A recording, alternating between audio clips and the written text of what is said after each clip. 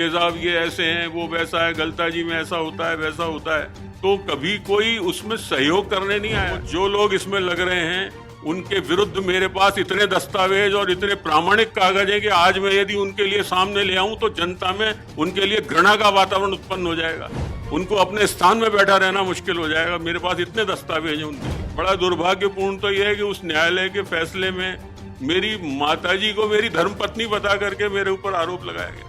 ये कितना बड़ा विडंबनापूर्ण बात है।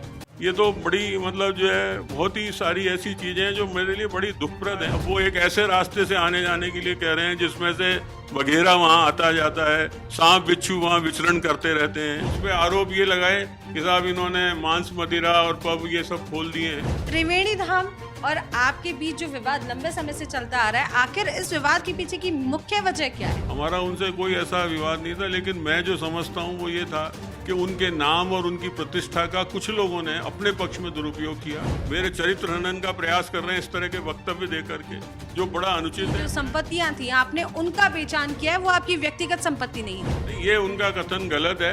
अगर आदेश आ जाता है कि आपको वापस उन्हें सरकार को सुपुत्र करना होगा तो आप कर पाएंगे? क्यों नहीं। अगर ये तो देखिए, ऐसा मैं न्यायालय के आदेश का तो मैं सदैव सम्मान करता रहा हूँ। आप पे आरोप है कि आप स्वयंभू बन गए। भारत भर के सारे साधु संतों ने आकर के मेरा पट्टाभिषेक किया था। पूरे इस भारतवर्ष में कोई भी महंत अपने आप महंत नहीं बन सकता, वो महंत बनता है एक परंपरा के तहत। ये सारे दस्तावेज कोई भी चाहे, ये तो पब्लिक डॉक्यूमेंट्स हैं।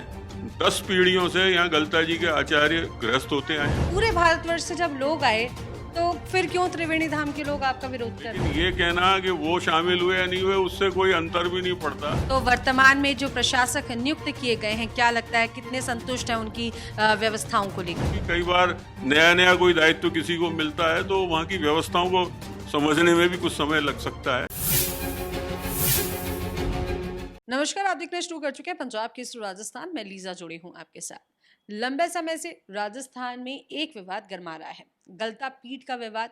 वो विवाद इतना बड़ा कि वहाँ के जो महंत हैं उनकी नियुक्ति रद्द कर दी गई। जी हाँ, मैं बात कर रही हूँ महंत अवधेशाचार्य जी की, जिनकी नियुक्ति को रद्द कर दिया गया और उनके स्थान पर अब जो प्रशासक हैं नियुक्त कर अब वो गलता की सारी व्यवस्थाओं को देख रहे हैं। तो फिलहाल इसी कड़ी में गलता पीठ के पूर्व महंत अवधेशाचार्य जी मेरे साथ जुड़े हुए हैं, जिनसे आज कुछ सवाल जवाब करेंगे और जानेंगे अभी ये विवाद किस मोड़ पे है।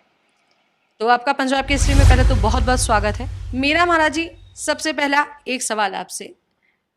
गलता पीठ विवाद को लेकर कई तरीके के लोगों के पक्ष सामने आ रहे हैं, आपका क्या पक्ष है इस मामले में?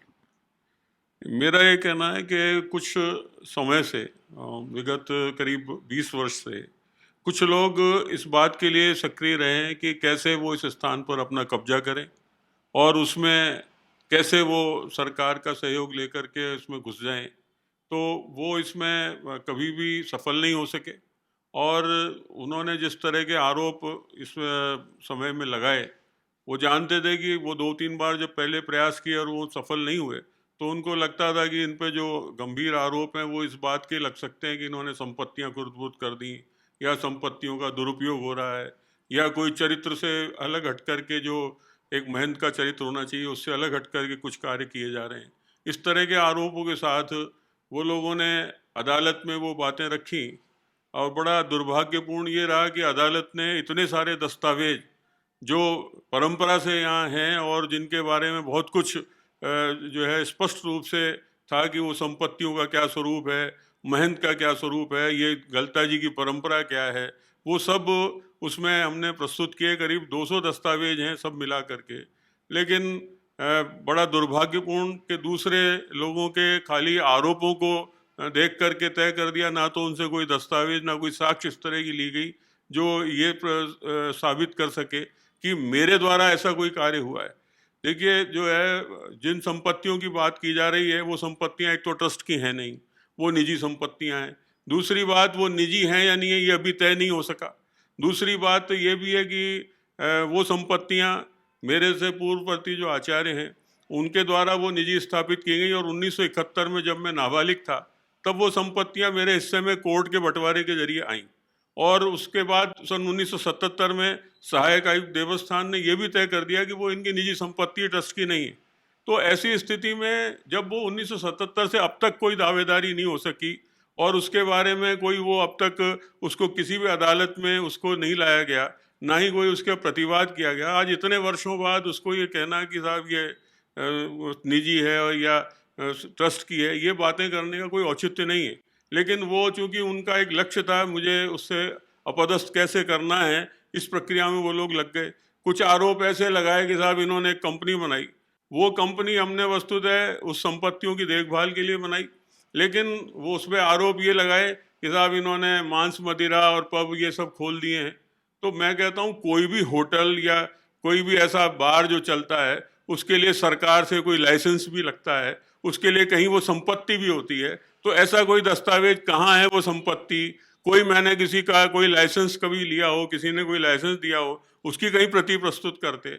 वो संपत्तियां मुझे जो है ये साबित करने के लिए मैं ऐसा कर रहा हूं, तो वो संपत्तियां कहीं तो बतलाते कि वो संपत्तियां इस तरह की हैं जिनमें ये काम चल रहा है और वो हमारी तरफ से हो रहा है। त्रिवेणी धाम और आपके बीच जो विवाद लंबे समय से चलता आ रहा है, आखिर इस विवाद के पीछे की मुख्य वजह क्या है? देखिए ये भी आरोप गलत है कि त्रिवेणी धाम, और वस्तुतः देखिए ऐसा है कि त्रिवेणी धाम में संत नारायण दास जी एक बहुत अच्छे संत हुए, और मैंने उनसे व्यक्तिशय भी ये कहा, मेरा तो बहुत निकट से संपर्क रहा। मेरे यज्ञोपवीत में स्वयं वो पुरस्कारी करने के लिए यहाँ गलता जी में थे, हमारा उनसे कोई ऐसा विवाद नहीं था। लेकिन मैं जो समझता हूँ वो ये था कि उनके नाम और उनकी प्रतिष्ठा का कुछ लोगों ने अपने पक्ष में दुरुपयोग किया और उनके नाम को भुनाया उन लोगों ने। त्रिवेणी धाम के जो संत नारायण दास जी हुए, पिछले 100 साल में ऐसा कोई साधु नहीं हुआ जिसने इतना नाम अर्जित किया हो और इतना प्रभाव अर्जित किया हो। लेकिन क्या है कि कुछ लोगों को लगा कि अब हम कैसे गलता जी में घुसें, तो उनके नाम का, उनके प्रभाव का उन्होंने उपयोग अपने पक्ष में किया, और वो लोग आज भी प्रयत्नशील हैं। और उसमें मैं जहाँ तक समझता हूँ, सीधे तौर पर त्रिवेणी धाम से कोई भी इसमें संलग्न नहीं है इस प्रकरण में, और ये दूसरे लोग हैं जो उनकी आड़ में अपना काम करना चाहते हैं। जो कुछ लोग हैं वो रामानंद संप्रदाय के अपने आप को बता करके इसको हड़पने की कोशिश करने में लगे हुए हैं लंबे समय से। और ये कोई मेरे कहने से या उनके कह देने से रामानंद नहीं हो जाता। यहाँ गलता जी की जो परंपरा है वो सैकड़ों वर्षों से, उसके जितने दस्तावेज हैं, जितनी साक्ष्य है, और वो प्राचीन दस्तावेज हैं जो पुरा अभिलेखागार में भी हैं, वो खाली मेरे द्वारा प्रस्तुत दस्तावेज नहीं है। लेकिन उन दस्तावेजों बड़ा स्पष्ट है, सरकारी दस्तावेजों में स्पष्ट है कि वो एक रामानुज संप्रदाय का स्थान है, और वो इसको खाली उस पर अपने आपको काबिज कर लेने के लिए वो इस तरह के प्रयत्न करते चले आ रहे हैं। लेकिन आपके ऊपर आरोप लगातार ये लग रहे हैं कि जो गलता की जो प्रॉपर्टीज थी, जो संपत्तियां थी, आपने उनका पहचान किया है, वो आपकी व्यक्तिगत संपत्ति नहीं थी। नहीं, ये उनका कथन गलत है। वहाँ उस तरह की सब संपत्तियां रखने, क्योंकि गलता के जो परंपरा थी उसमें सब तरह की संपत्तियां, ऐसा कहना कोई व्यक्ति की निजी संपत्तियां भी सभी की होती हैं, उसमें आचार्यों की निजी संपत्तियां थी, उनके भी बहुत सारे दस्तावेज वहाँ हैं, और वो हमने प्रस्तुत भी किए हैं। मैं जो बात आपसे बार बार आपके माध्यम से बतलाना चाह रहा हूँ लोगों को, वो ये है कि ये ऐसा कहीं भी नहीं है कि हमने कोई भी ट्रस्ट की किसी संपत्ति का बेचान किया, या गलता जी की जो संपत्तियां थी उनका बेचान किया। जो जो इस गलता जी से संबद्ध थी उसी किसी संपत्ति का बेचान नहीं हुआ है, और वो यथावत है आज भी। 1981 की बाढ़ के बाद जब गलता जी पूरी तरह विनष्ट हो गया था, कोई इनमें से एक भी आदमी नहीं आया ये कहने के साहब अब लाइए हम इसमें कोई सहयोग करते हैं। तब से निरंतर मैं उसको आगे बढ़ाता चला जा रहा हूँ। उसकी गलता जी की उन संपत्तियों की रख रखाव, उनकी देख रेख, उनके स्वरूप का विकास, उसके लिए मैं प्रयत्नशील होकर करता रहा हूँ। अब जब वो स्वरूप निखर रहा है तो लोगों की आंखें उस पर हो रही हैं। तो जो आपने कहा, जो संपत्तियां जो 10,000 की थी, आज वो लमसम 1 लाख के आसपास पहुंच गई हैं। अगर ये निर्धारित हो जाता है, अगर ये डिसाइड हो जाता है, अगर आदेश आ जाता है कि आपको वापस उन्हें सरकार को सुपुर्द करना होगा, तो आप कर पाएंगे? क्यों नहीं। अगर ये तो देखिए, ऐसा मैं न्यायालय के आदेश का तो मैं सदैव सम्मान करता रहा हूँ। अगर न्यायालय को ऐसा लगता है कि नहीं ये मेरा अधिकार ही नहीं था, तो वो तो कोई बात ही नहीं है। न्यायालय तो कभी भी कोई भी चीज़ कर सकते हैं। लेकिन मेरा ये कहना है कि उन पर भी बहुत गंभीरता से देखे जाने की ज़रूरत है, क्योंकि जो विषय जो जिनके अंतर्गत जो चीज़ें निर्णय की जानी थी, उससे बाहर जाकर के निचली अदालत में वो सब कुछ कर दी गई हैं, जो जो उसके क्षेत्र से बाहर थी, वो सब चीज़ें इसमें लेकर के और खाली आरोपों के आधार पर निर्धारित कर दिया गया। इसलिए बड़ा दुखद लगता है। ऐसा कहा गया, आप पे आरोप है कि आप स्वयंभू बन गए। गलता पीठ जो है शुरू से सन्यासी पीठ रही है। ये सारे दस्तावेज कोई भी चाहे, ये तो पब्लिक डॉक्यूमेंट्स हैं। 10 पीढ़ियों से यहाँ गलता जी के आचार्य गृहस्थ होते आए और उनके लड़के, उनकी भाई, उनकी लड़कियों के जो है लड़के तक जो है वो गोद लेकर के यहाँ पर बने हैं। ये सारे डॉक्यूमेंट्स, सरकारी डॉक्यूमेंट्स पुराभिलेखागार में मौजूद हैं। ये कहना बिल्कुल गलत है। और दूसरी बात ये है कि मेरे स्वयंभू बनने की बात, तो मैं आपसे बताना चाहता हूँ, कोई भी महंत, ये मैं आपसे बिल्कुल स्पष्ट कह रहा हूं, पूरे इस भारतवर्ष में कोई भी महंत अपने आप महंत नहीं बन सकता। वो महंत बनता है एक परंपरा के तहत, और उसको जो है उसका एक जो है सब लोग आकर के, जो समाज के संत लोग हैं, महंत लोग हैं, वो आकर के उसका पट्टाभिषेक करते हैं, उसकी चादरपोशी होती है, तब वो महंत कहलाता है। मेरा 19 मार्च 2006 को यहाँ जो है जयपुर में भारत भर के सारे साधु संतों ने आकर के मेरा पट्टाभिषेक किया था। सब जगह वो छपा भी था, सरकार के रिकॉर्ड में मैं कई जगह महंत हूँ, अदालतों के निर्णयों में मैं कई जगह महंत मुझे कहा गया है। तो मेरा ये आरोप लगाना कि मैं स्वयंभू बन के बैठ गया हूँ, ये तो बहुत ही अनुचित है। अनुचित है, लेकिन एक सवाल ये है, आपने कहा भारतवर्ष से लोग आए, जब आपको गलता पीठ पर जब आप विराजे, उस दौरान पूरे भारतवर्ष से जब लोग आए, तो फिर क्यों त्रिवेणी धाम के लोग आपका विरोध कर रहे हैं? तो वो भी तो शामिल हुए होंगे? नहीं नहीं, वो उस पक्ष के कुछ लोग शामिल हुए थे, लेकिन ये कहना कि वो शामिल हुए या नहीं हुए, उससे कोई अंतर भी नहीं पड़ता। क्योंकि ऐसा है, जो हमारी परंपरा के संत हैं वो सब लोग आए। जैसा मैंने आपको बतलाया, जो त्रिवेणी धाम है वो अपने आप में वो रामानंदी कह करके आते हैं। तो हमारा गलता जी का जो गद्दी का संबंध है वो रामानुज संप्रदाय से है। तो रामानुज संप्रदाय के जितने भी संत हैं वो भी आए, बल्कि बहुत सारे रामानंदी संत भी उस समय आए, और मेरा वो अभिषेक वहाँ हुआ।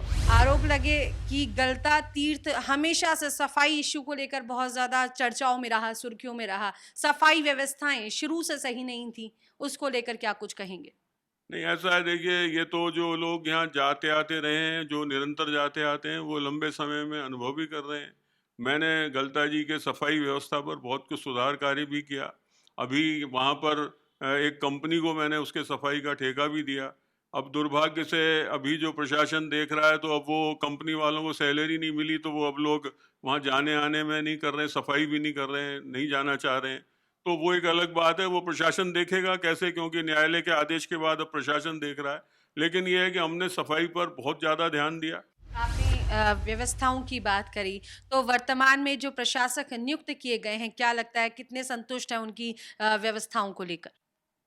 देखिए, मैं ये कहना चाहूँगा, वो अभी हाल में ही उनको चूँकि ये दायित्व मिला है और सरकार की तरफ से वो नियुक्त होकर के इस कार्य को देख रहे हैं, तो कई बार मैं ऐसा समझता हूँ कि कई बार नया-नया कोई दायित्व किसी को मिलता है, तो वहाँ की व्यवस्थाओं को समझने में भी कुछ समय लग सकता है। लेकिन अभी चूँकि उन्होंने 2 तारीख के बाद में इसको ठीक से देखा है, सँभाला है, तो मेरे को लगता है कि वो इस बारे में भी चिंतन करेंगे कि इस गलता की जो पवित्रता है, इसकी जो स्वरूप है, पूरे देश में जो इसकी मान्यता है, इसकी छवि है, वो अच्छी वो रखेंगे, ऐसा मैं समझता हूँ। गलता पीठ प्राचीन तीर्थ स्थान है और बार-बार सुर्खियों में रहना, विवादों में घिरे रहना, कहीं न कहीं गलता पीठ की साख पर, प्रतिष्ठा पर एक बड़ा सवाल बना रहा है। हाँ, बिल्कुल, ये आपका कथन बिल्कुल ठीक है, क्योंकि मेरा भी ये मानना है कि जो मनुष्य की कार्य क्षमता होती है, वो यदि इस तरह के प्रक्रिया में लग जाए जहाँ आप कुछ न कर पाएँ, तो फिर वो कार्य बहुत सारे पिछड़ जाते हैं, बहुत सारी चीज़ें जो है उसके विकास की वो रुक जाती हैं। मैं विगत 20-22 साल से जो ये इस तरह की स्थितियाँ झेल रहा हूँ, और उसके चलते कार्य न कर पाने की स्थिति बनती है कई बार, लेकिन उसके उपरांत भी बहुत सारा कार्य वहाँ हुआ है। लेकिन ये है कि ये सही है कि एक व्यक्ति की यदि आप उसकी कार्य क्षमता को प्रभावित करते हैं और किसी दूसरी और वो उसकी शक्ति लगती है, उसका श्रम लगता है, तो फिर निश्चित रूप से वो प्रभावित होती है। मैं ये कहना चाहता हूँ, वो जो लोग इसमें लग रहे हैं, उनके विरुद्ध मेरे पास इतने दस्तावेज और इतने प्रामाणिक कागज हैं कि आज मैं यदि उनके लिए सामने ले आऊं, तो जनता में उनके लिए घृणा का वातावरण उत्पन्न हो जाएगा।